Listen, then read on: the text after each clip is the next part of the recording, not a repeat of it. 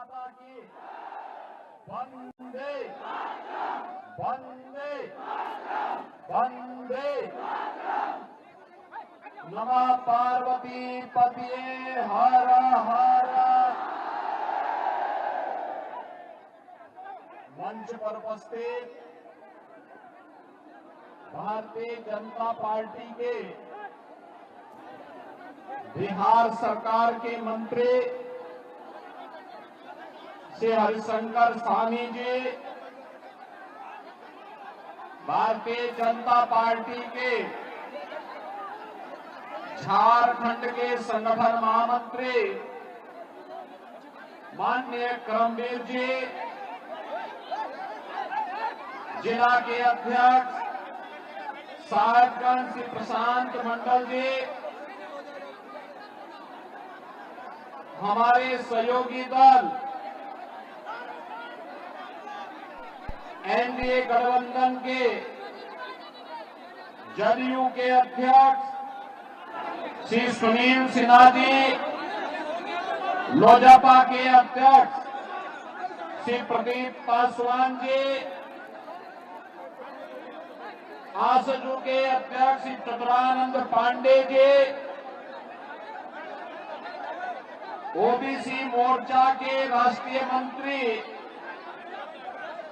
अन्य पदाधिकारीगण, अमरदीप यादव जी, राजेश मंडल जी और लोकप्रिय विधायक और भारतीय जनता पार्टी के प्रत्याशी श्री अनंत कुमार ओझा जी, भारतीय जनता पार्टी एनडीए के हमारे सभी पदाधिकारीगण और उपस्थित बहनों और भाइयों, मैं सबसे पहले उत्तर बहानी पावन गंगा की धारा पावन भूमि को, जिस धरती माता को भोलेनाथ भगवान शिव का धरती आबा भगवान बिरसा मुंडा का सानिध्य और आशीर्वाद प्राप्त हुआ हो, चैतन्य महाप्रभु ने जिस पावन धरा से इस पूरे क्षेत्र में भक्ति की गंगा बहाने का काम किया हो, ऐसी पावन धरा को कोटि कोटि नमन करते हुए आप सभी राजमहल विधानसभा क्षेत्र से जुड़े हुई जनता जनार्दन का मैं हृदय से स्वागत करता हूं, अभिनंदन करता हूं। बहन और भाइयों, आज मुझे आपके इस राज्य में भगवान बिरसा मुंडा की इस पावन धरा को देखने का अवसर प्राप्त एक बार फिर से हुआ है और आज मैं स्वयं तो भगवान राम की पावन धरा अयोध्या की धरती से आया हूं, बाबा विश्वनाथ की पावन धरा से आया हूं। आज मुझे बाबा बैजनाथ धाम के भी दर्शन करने का सौभाग्य प्राप्त होगा। मैं धन्यवाद दूंगा। आपने 2019 में जब मैं आया था, आने के बाद मैंने आह्वान किया था, आपने श्री अनंत ओझा जी को जो जुझारू नेता है, उन्हें फिर से विजयी बना करके, विधायक बना करके भेजा। और बहनों और भाइयों, यहां की राजमहल की आवश्यकता के अनुरूप राजमहल को राजमहल जैसा सजाने के लिए, संवारने के लिए उन्होंने प्राण से लग करके कार्य किया। उसी का परिणाम है कि जो भी उन्होंने 2019 में कहा था कि साहेबगंज को बिहार से जोड़ने गंगा नदी में पुल का निर्माण करेंगे और अब वह पुल बन रहा है, इसकी भी मैं आपको बधाई देता हूं। यही नहीं, राजमहल को बंगाल से जोड़ने वाली गंगा नदी का पुल निर्माण का संकल्प भी विधायक जी ने लिया और इस बार वह भी चालू होने वाला है। बहनों और भाइयों, संकल्प का धनी विधायक और प्रतिनिधि ही चुने जाने चाहिए और मैं यही कहने के लिए आज आपके पास आया हूं और यह आवश्यक आपके लिए तब है जब हमारा झारखंड अपनी स्थापना का रजत जयंती वर्ष मना रहा है, यानी 25 साल पूरे होने जा रहे हैं झारखंड को। बहनों और भाइयों, सरदार अटल बिहारी वाजपेयी जी ने जब सन 2000 में 15 नवंबर की तिथि को झारखंड निर्माण की तिथि घोषित करते हुए संसद में घोषणा की थी, तब मैं सांसद था और तब ये मुद्दा आता था झारखंड का निर्माण और झारखंड का भविष्य कैसे होना चाहिए, इसके लिए हमें कार्य करना होगा। और बहनों और भाइयों, मुझे ये कहते हुए कि जो सपना अटल जी ने देखा था, उस सपने को झारखंड मुक्ति मोर्चा, कांग्रेस और आरजेडी ने उस सपने को पानी फेरने का काम किया है। प्राकृतिक रूप से धनी झारखंड भौतिक विकास में पिछड़ गया। प्राकृतिक रूप से संसाधनों का भरपूर, लेकिन यहाँ का व्यक्ति गरीब का गरीब रह गया। कारण है उसे शासन की योजना से वंचित किया गया, विकास से वंचित किया गया। यहाँ पर नागरिक, यहाँ का जनता जनार्दन गरीब है, लेकिन झारखंड मुक्ति मोर्चा के मंत्री आलमगीर के घर में नोटों का पहाड़ मिल रहा है, उसके नौकरों के घर में नोटों का पहाड़ मिल रहा है, कांग्रेस के सांसद के घर में नोटों का पहाड़ मिल रहा है। बहनों और भाइयों, क्या ये पैसा कांग्रेस का था क्या ये पैसा झारखंड मुक्ति मोर्चा का था क्या? और क्या ये पैसा आरजेडी का था क्या? ये पैसा मोदी जी के द्वारा झारखंड के विकास के लिए भेजा गया पैसा था। यह पैसा झारखंड की जनता के विकास के लिए भेजा गया पैसा था, जिस पर झारखंड मुक्ति मोर्चा और कांग्रेस के नेताओं ने डकैती डालने का काम किया है। और इसीलिए झारखंड में भारतीय जनता पार्टी की डबल इंजन सरकार आवश्यक है। यही आह्वान करने के लिए आज मैं आपके पास आया हूं, आपसे कहने के लिए। बहनों और भाइयों, मुझे बताया गया कि राजमहल, साहबगंज और उसके आसपास के क्षेत्र को बांग्लादेशी घुसपैठी और रोहिंग्या मुसलमानों के अनैतिक और अवैध गतिविधियों का एक गढ़ बनाने का काम हो रहा है। याद करना, जहां कहीं भी भारतीय जनता पार्टी नेतृत्व की डबल इंजन की सरकार है, वहां पर घुसपैठिए के लिए कोई जगह नहीं है, कोई जगह नहीं है। यहाँ पर जो लोग धक्का दे रहे, थोड़ा थोड़ा पीछे की तरफ चलता है, एक कदम थोड़ा पीछे चल देते तो आगे कुछ बच्चे और महिलाएं बैठी हुई हैं, उनको सुरक्षित बैठ जाएंगे। सब लोग आराम से बैठिए, हम लोग आराम से बोलने के लिए आए हैं। थोड़ा थोड़ा पीछे, एक कदम पीछे, मैं अनुरोध करूंगा जो पीछे हैं और एक एक कदम थोड़ा पीछे की तरफ चले जाएंगे तो आगे जो बच्चे बैठे हुए हैं आराम से वे भी सुनेंगे, आप भी सुनेंगे।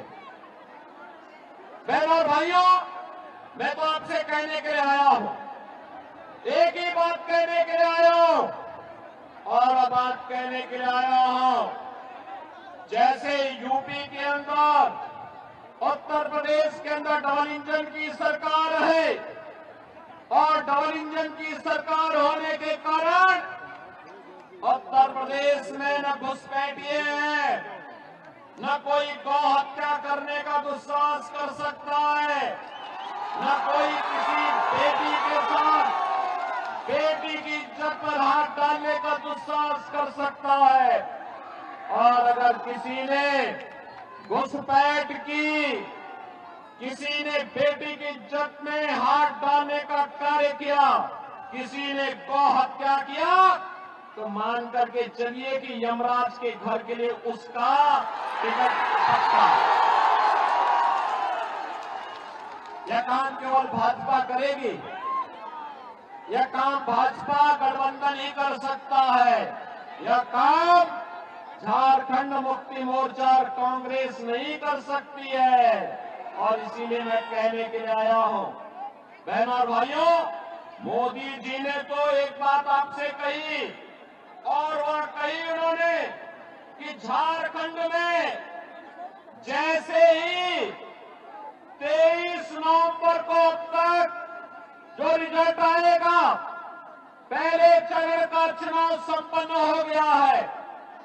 पहले चरण का चुनाव 43 सीटों पे संपन्न हो चुका है और बाकी 38 सीटों पर 20 नवंबर को चुनाव होने जा रहे हैं। बहनों और भाइयों, अब तक के रुझान बताते हैं, अब तक के रुझान बताते हैं कि भारतीय जनता पार्टी के नेतृत्व में एनडीए यहां पर 2/3 से अधिक सीटों पर विजयी बनकर के पूर्ण बहुमत की सरकार बनाने जा रही है।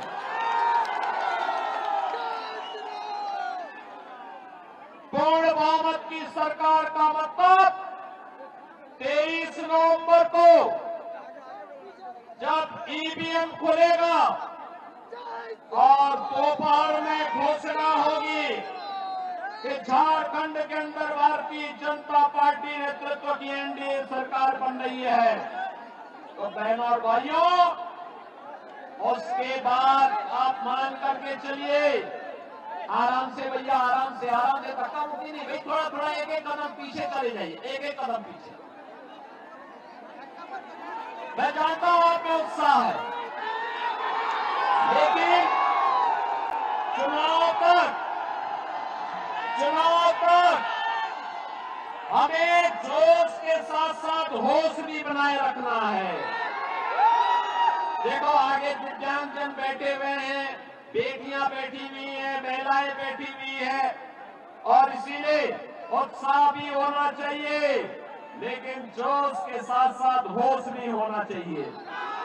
नहीं तो ये घुसपैठिए कहीं भी सेंधमारी करने का काम करेंगे और इसलिए इनको सेंधमारी करने का अवसर नहीं देना।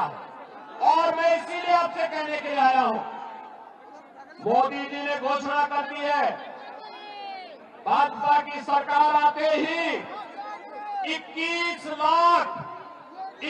लाख परिवारों को प्रधानमंत्री आवास योजना में एक एक पक्का घर देने का काम करेंगे, एक एक पक्का घर।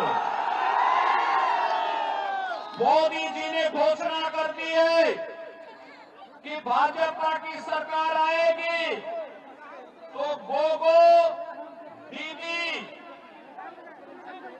योजना के अंतर्गत हर महिला के खाते में हर महीने 2100 रुपये देंगे, 2100 रुपया हर महीना उपलब्ध करवाएंगे। और यह भी घोषणा की है, जितने नौजवान स्नातक किए होंगे, प्रास्नातक किए होंगे, यानी ग्रेजुएट और पोस्ट ग्रेजुएट किए होंगे। प्रत्येक नौजवान को 2,000 रुपए हर महीने उपलब्ध करवाने का बेरोजगारी भत्ता उपलब्ध करवाएंगे। पीएम इंटर्नशिप स्कीम में 5,000 रुपए महीना देंगे।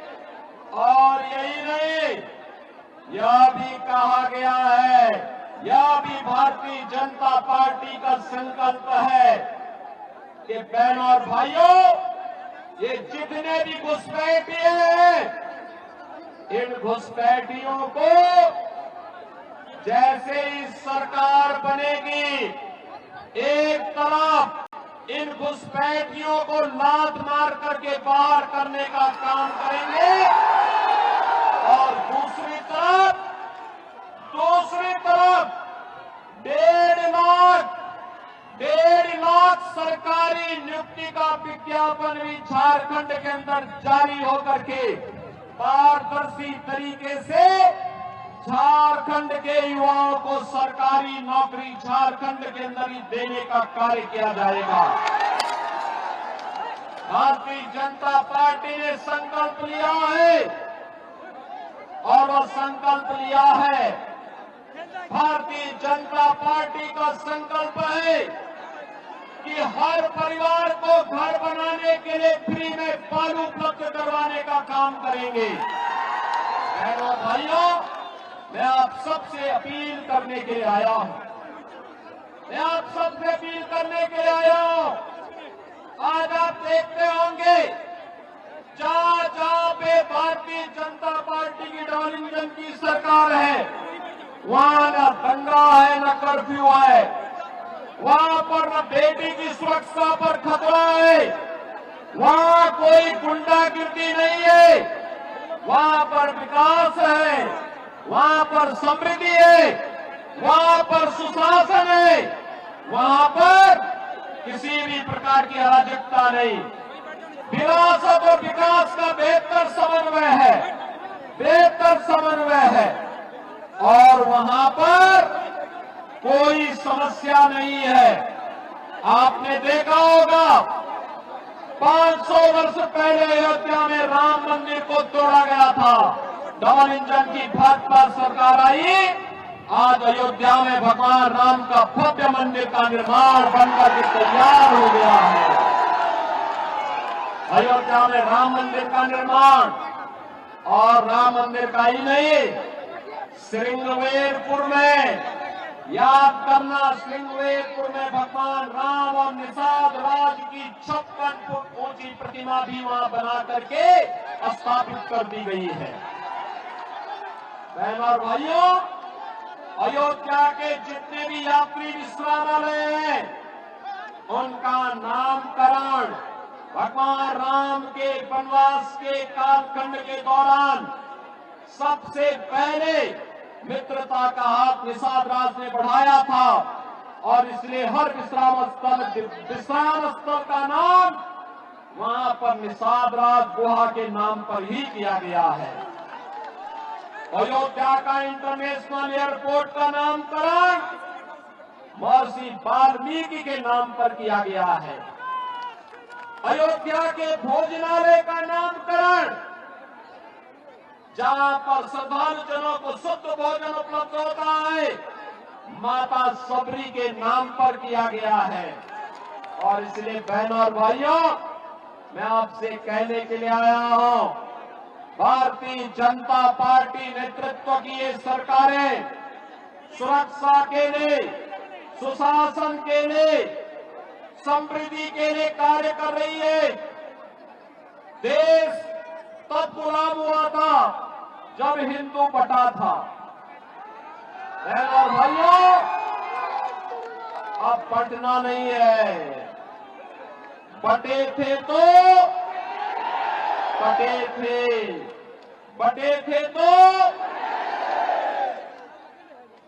अब बटना नहीं है, एक रहेंगे,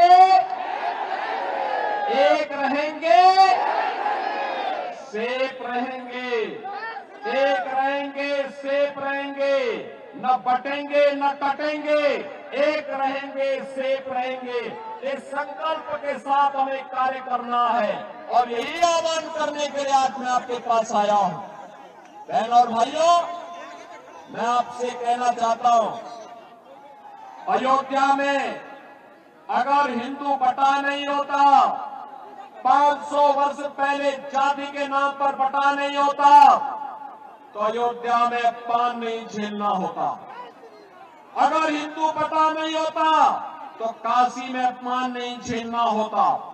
हिंदू बटा नहीं होता तो मथुरा में अपमान झेलना नहीं होता।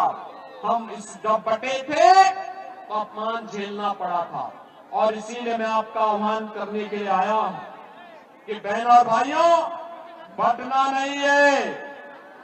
जाति के नाम पर बांटने वाले नेता समाज के दुश्मन है, देश के दुश्मन है।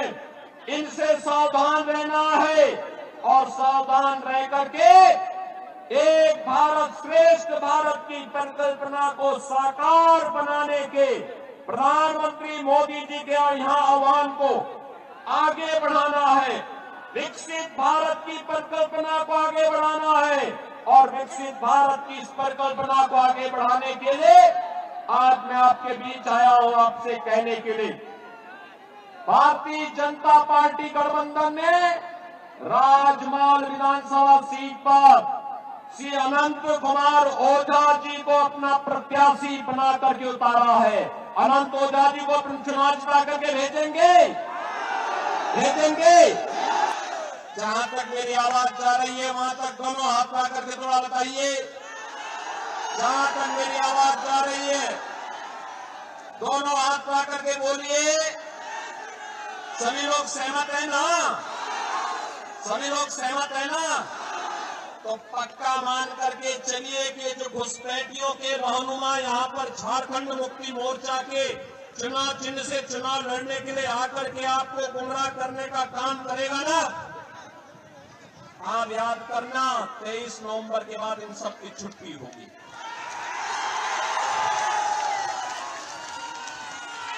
23 नवंबर के बाद ये सबका हिसाब पक्का होगा।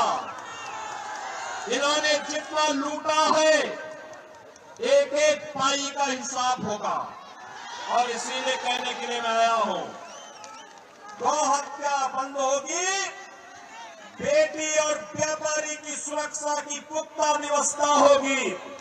गो दीदी योजना के अंतर्गत हर महिला को 2100 रुपये हर महीने प्राप्त होंगे।